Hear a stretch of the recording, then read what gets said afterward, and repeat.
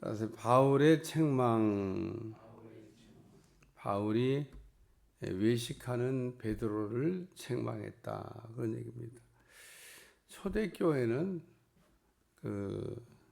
오늘날과 같이 이렇게 신앙이 잘 정돈되고 정리되고 또 신학이 세워지고 뭐 이런 시대가 아니어서 약간의 이런 혼돈이 좀 있었다, 그런 얘기입니다. 그러니까 베드로가 뭐 몰라서 그랬던 건 아니고 또 사람들의 비난받기 싫으니까 지금 했던 행동인데, 문제는 모방범죄가 일어난다는 겁니다. 베드로가 그렇게 하니까 다른 사람들도 같이 따라서 죄를 짓고 넘어지게 됐다. 그래서 바울이 우리가 어떻게 죄인이 의인되냐, 율법이 뭐냐, 어떻게 살아야 되냐, 뭐 이런 내용들을 아주 짧은 몇 절 안에서 간단하게 잘 정리해 놓고 있는 말씀입니다. 초대교회는 어쨌든 예수님을 믿는 믿음 안에서 살면서도 이방에 대한 교제하는 것을 꺼리고 또 이방인들과 거리를 두고 이렇게 살았는데, 베드로는 뭐 그렇게까지 생각은 안 했던 것 같아요. 그러니까 이방인들하고 교제하고 뭐 같이 이렇게 지냈는데, 문제는 할례자들을 두려함으로 떠나 물러가매 이방인들과 함께 있다가, 베드로가 이방인과 함께 있는 것을 자기 자신이 특별히 개의하지 않은 것 같은데, 문제는 이제 유대에 할례 받은 사람들이 나타날 때 슬쩍 자리를 이렇게 피한 겁니다. 비난받기 싫은 의도도 있고 또 그 사람들이 분명히 이방인들과 같이 있으면 베드로가 막 이방인과 같이 있었다, 이방인하고 식사를 했다, 이렇게 비난받을 거기 때문에 피했더니, 여기 보면 바나바도 외식을 했다. 그러니까 베드로, 바나바, 초대교회 지도자들이 베드로의 이방인과 함께 있다가 피하는 모습을 보고 같이 똑같이 이렇게 외식하는 걸 보고 베드로가 바울이 아니지 않냐, 이게 지금 우리가 어떻게 의인되고 어떻게 구원받냐라는 얘기를 지금 설명하고 있습니다. 그래서 여기 5절에 보면 우리는 본래 유대인이요 이방 죄인이 아니로되. 그래서 유대인이나 이방이나 어떻게 의인이 될 수 있냐? 사람이 의롭게 되는 것은 율법의 행위로 말미암은 것이 아니요 오직 예수 그리스도를 믿음으로 말미암아 늘 알았다. 그래서 오늘 죄인이 의인되는 것에 대해서 바울이 간단하게, 죄인이 의인되기 위해서는 율법을 지킴으로 죄인이 의인되는 게 아니고 예수님을 믿음으로 죄인이 의인이 된다, 이렇게 지금 설명하고 있는 말씀입니다. 갈라디아서에서 말씀하고 있는 중에 아주 핵심적인 내용이 아닐까, 그런 생각입니다. 갈라디아를 쓴 목적이 어떻게 죄인이 의인이 되냐, 복음이냐 율법이냐, 오늘 오직 복음으로 라는 얘기를 지금 설명하고 있는 말씀입니다. 사람이 의롭게 되는 것은 율법의 행위로 말미암은 것이 아니다. 아니, 밑에는 훨씬 더 명확하게 율법은 우리를, 율법의 행위로는 의롭다함을 얻을 육체가 없다, 이러면서 우리가 죄인이 의인되는 것은 예수님을 믿음으로 죄인이 의인되는 거지 율법을 지킴으로 의인되는 게 아니다, 그런 얘기를 말씀하고 있습니다.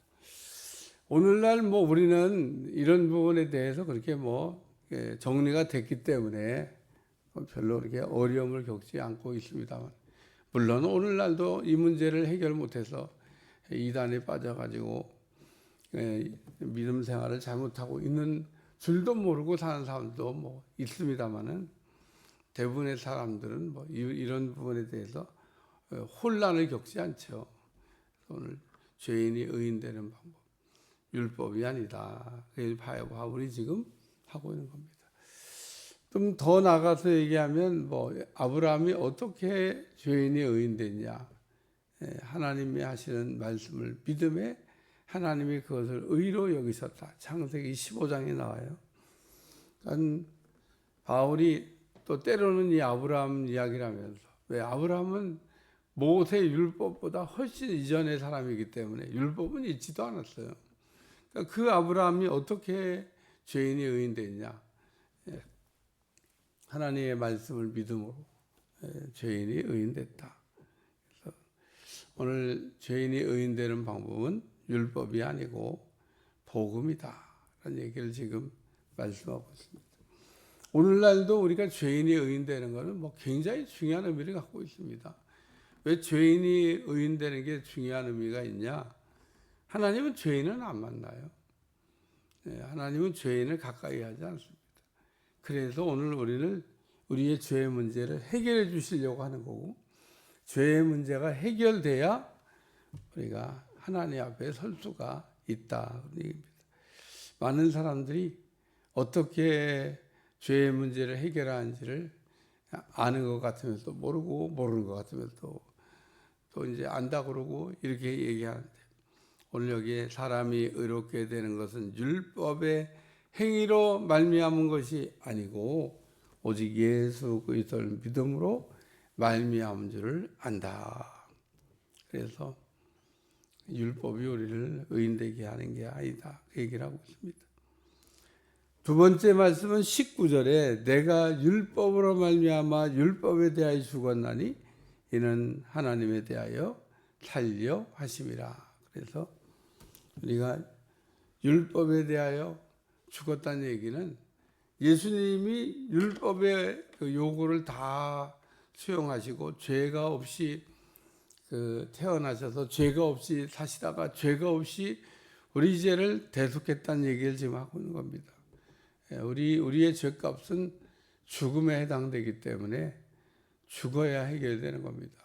두 가지 방법이 있습니다. 내가 죽든지 아니면 죄가 없는 분이 대신 죽어주든지.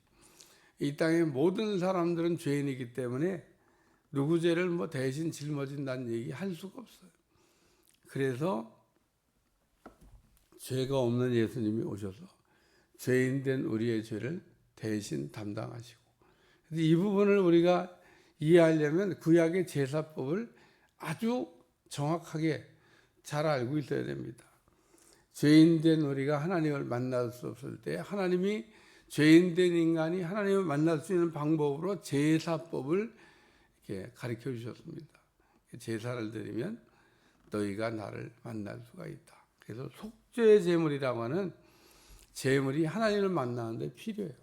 구약 시대 때는 짐승을 잡아서 그 짐승의 피로 속죄를 하고 하나님을 만났습니다. 그래서 피가 없이는 죄 사함이 없다. 오늘 피가 있어야만 죄를 우리가 사함받을 수 있는데, 짐승 피의 효력은 1년입니다. 영구적인 게 아니에요. 그래서 영구적인 효력을 발생하는 예수님의 피가 필요하고, 구약에는 짐승으로, 신약에는 예수님으로 우리가 제사를 드림으로 우리의 죄의 문제를 해결하셨다. 둘 중에 하나를 믿어야 돼요. 우리가 율법을 우리가 믿으면은 해마다 제사 드려야 돼요. 제사 안 드리면 죄는 해결 못하는 거죠. 신약에 오신 예수님 믿으면, 그러면 단번에 속죄 제물이 돼서 영원히 속죄했다 그러니까 오늘 예수님을 믿으면 영원한 속죄가 돼서 언제든지 항상 주님을 만날 수가 있다. 그 얘기를 지금 말씀하고 있는 겁니다. 그 다음에 세 번째 말씀은 여기 마지막 절에 길게 얘기하고 있는데 20절에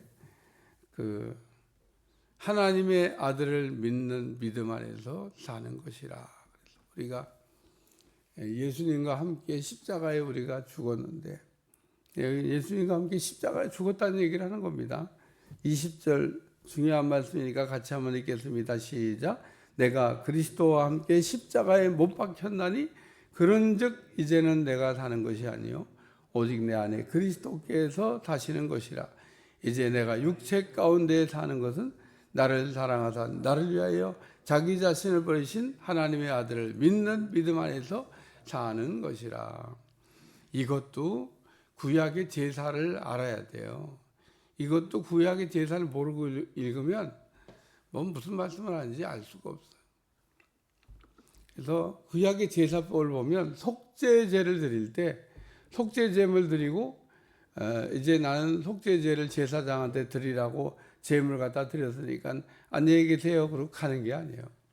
속죄제를 드릴 때는 제물에다가 안수를 해야 되고 나를 대신 죽는 그 제물이 번제다 해서 다 타서 제가 되고 죄를 갖다 버리고 깨끗하게 할 때까지 거기서 못 떠나요.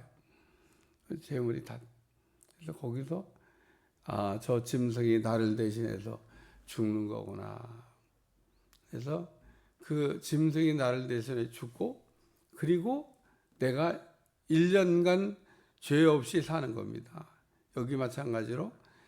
그래서 제물이 그 제단에서 이렇게 타고 있을 때 그 제물이 나니까 제물과 내가 같이 지금 죽은 것과 같은 겁니다.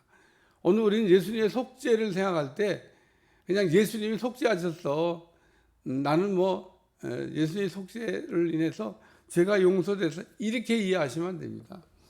예수님이 십자가에 죽은 그 자리에서 내가 죽어야 될 자리에 예수님이 대신 죽은 거니까 같이 죽었다 그런 얘기입니다. 근데 오늘날 많은 사람들이 예수님은 죽었지만 나는 살았다. 살았다는 의미가 같이 죽어야 같이 사는 거지. 같이 죽지 않았는데 예수님만 죽고 나는 안 죽는다. 이렇게 이해하는 분이 있습니다. 그러니까 예수님이 십자가에 죽으시는 곳에 거기서 나도 죽어야 예수님이 살아날 때 나도 같이 사는 거다. 그런 얘기입니다. 그래서 자신을 버리신 하나님의 아들을 믿는 믿음 안에서 산다. 내가 하나님의 은혜를 폐하려 아니하노니 만일 의롭게 되는 것이 율법으로 말미암았으면 그리스도께서 헛되이 죽으셨느니라. 이것도 굉장히 중요한 말씀입니다.